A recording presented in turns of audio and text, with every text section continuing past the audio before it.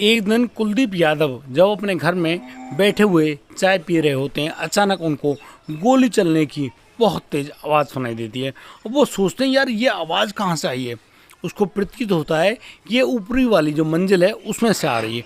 वो जैसे तैसे वहाँ से उठकर ऊपर तरफ भागता है और जैसे उस आवाज़ को सुनते हुए उसका पीछा करता है। वो पहुँचता है सीधा किचन में, लेकिन किचन में जाने के बाद उसकी आंखें फटी की फटी रह जाती हैं। दरअसल उस किचन में उसकी जो भतीजी है जिसका नाम राधिका है, राधिका मृत पड़ी हुई है और उसके शरीर में करीब करीब 3 गोलियां दाग गई हैं।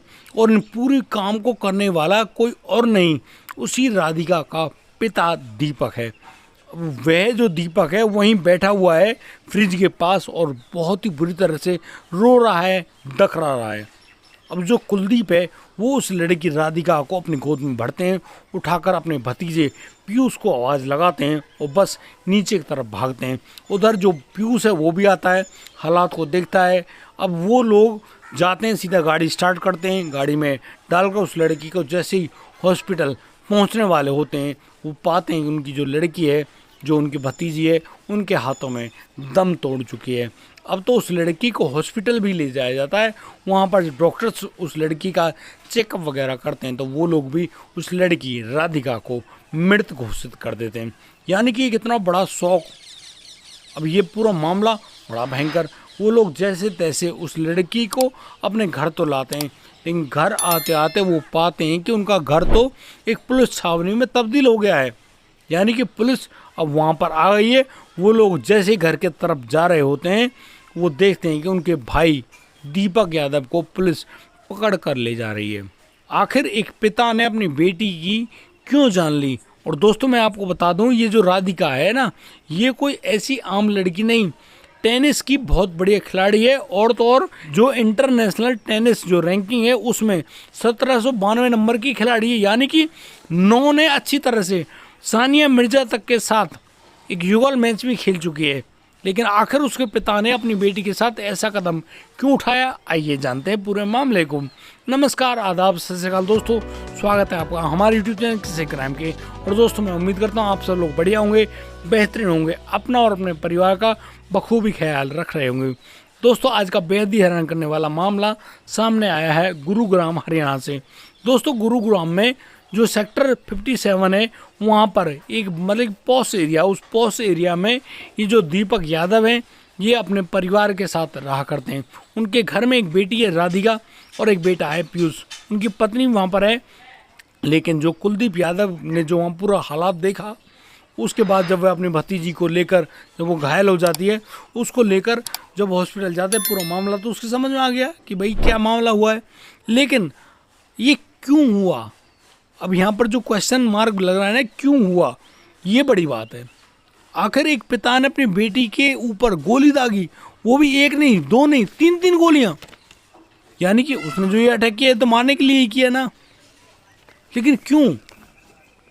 अब जो कुलदीप यादव है उसकी जो निगाहें हैं वो लगातार पुलिस को भी देख रही हैं, उसके भाई को भी देख रही हैं, लेकिन उसका भाई कोई बात नहीं कहता है, चुपचाप अपनी गर्दन नीचे की तरफ झुकाए हुए है और बस सीधा पुलिस के पीछे पीछे चल रहा है और जाकर पुलिस की गाड़ी में बैठ जाता है और पुलिस की गाड़ी उसको लेकर थाने निकल लेती है।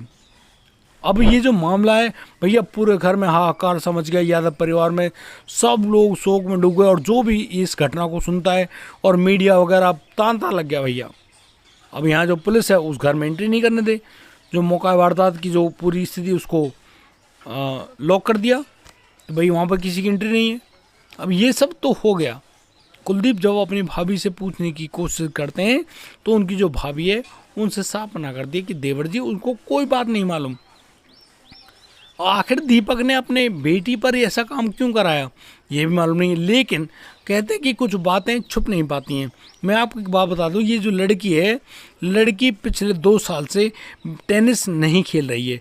क्यों नहीं खेल रही है, इसका वजह ये है कि इस लड़की करने में कि इतनी मेजर इंजरी होती है कि यह जो टेनिस खेला जाता है उसको खेलना बंद कर चुकी है। फिर ऊपर से इसकी जो राइट जो पैर है, घुटना है, उसमें भी गंभीर चोट लगती है। अब हाथ भी गया, पैर भी गया। वो लड़की क्या करे, वो लड़की जब अपने घर पे होती है तो वो अपने पिता से, दीपक से कहती है कि उसके लिए कोई अकेडमी खुलवा दो। अकेडमी में वो बच्चों को ट्रेनिंग भी देगी, बच्चे अपना भविष्य बनाएंगे तो उसको क्या दिक्कत है भाई, अच्छी बात है।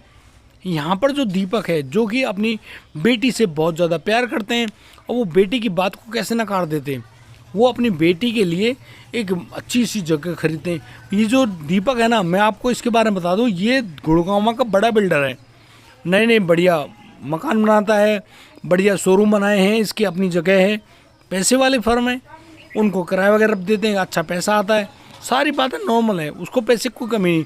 करीब 1.5 करोड़ रुपए की लागत लगाकर यह व्यक्ति दीपक जो है वो एक टेनिस एकेडमी खोलता है अपनी बेटी के लिए, और अपनी बेटी को उसके हेड भैया उस लड़की का नाम शोहरत सब कुछ है, बड़ी तसल्ली से उस लड़की के पास बच्चे भी आते हैं टेनिस सीखने के लिए, वो बड़े ही प्यार से उनको टेनिस सिखाती है, बड़ा अच्छा कैरियर चल रहा होता है।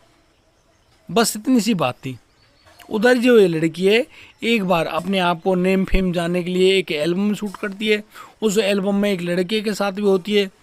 अब ये सब बातें नॉर्मल है, ये लड़की बड़े हिसाब से रहती है, लेकिन लड़की का जो ये शॉर्ट रील है ये भी वायरल होती है। इस लड़की के साथ एक लड़का भी होता है, उसका नाम इनाम होता है, लेकिन बड़ी तसल्ली से ये 2 साल से पहले मतलब करीब हुआ था, वो बात तो सब कुछ नॉर्मल है। लेकिन जब पुलिस कोई कारण नहीं ढूंढ पाती, आखिर एक पिता ने अपनी लाइसेंस रिवॉल्वर से जो गोली दागी हैं वो भी करीब 5 राउंड दागे हैं, 3 गोलियां उस लड़की को लगी हैं। ये सब क्यों किया?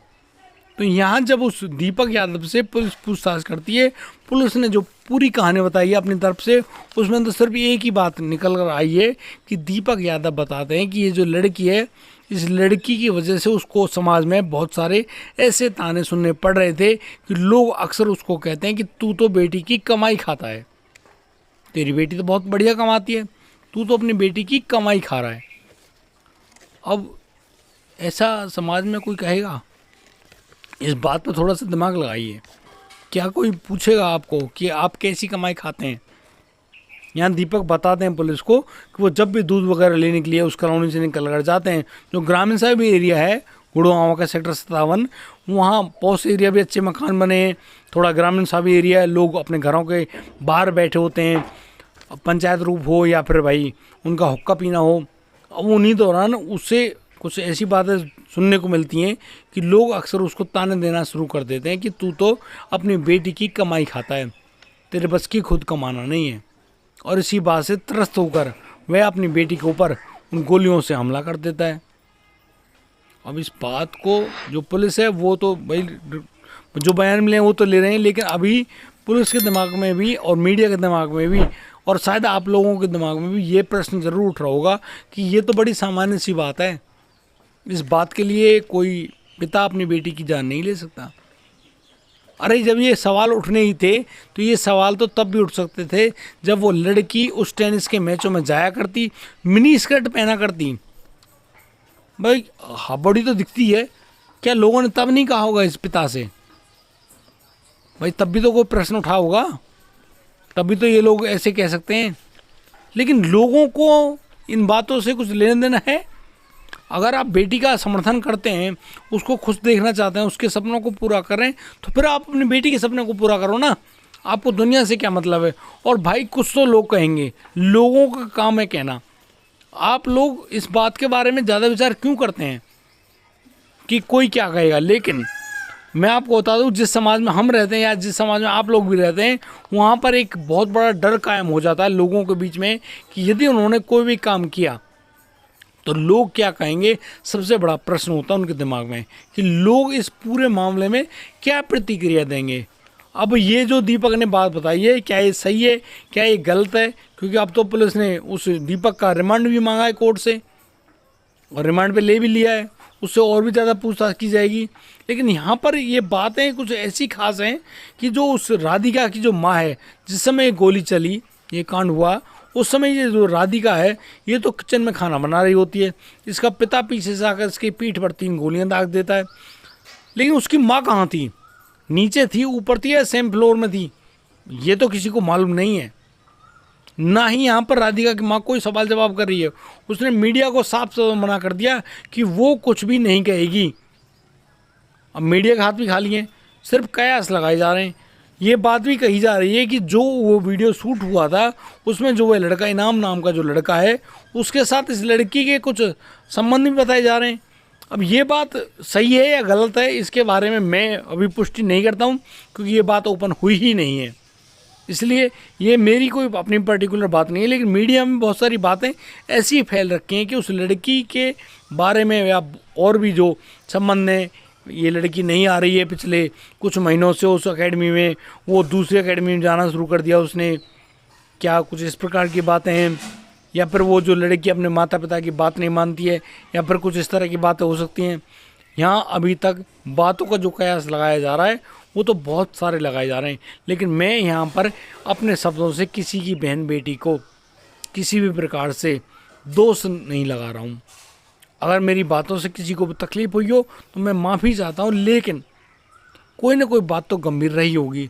सिर्फ इस बात के लिए कोई भी पिता अपनी बेटी की जान नहीं ले सकता। बाकी इस मामले में कोई भी अपडेट आएगा तो हम लोग इस मामले को ज़रूर बताएंगे, लेकिन इस समय ये जो राधिका यादव का जो मामला है, इस पूरी मीडिया जगत में बिल्कुल हाईलाइट हुआ पड़ा है। हर कोई जानना चाहता है आखिर उस पिता ने अपनी बेटी की जान क्यों ली। दोस्तों आज के लिए सिर्फ इतना ही, अब दीजिए मुझे इजाज़त। मिलता हूँ कल, लाता हूँ एक और अनोखा मामला। तब तक लिए आप बढ़िया रहें, बेहतर रहें, अपना और अपने परिवार का बखूबी ख्याल रखते रहें। जय हिंद, जय भारत।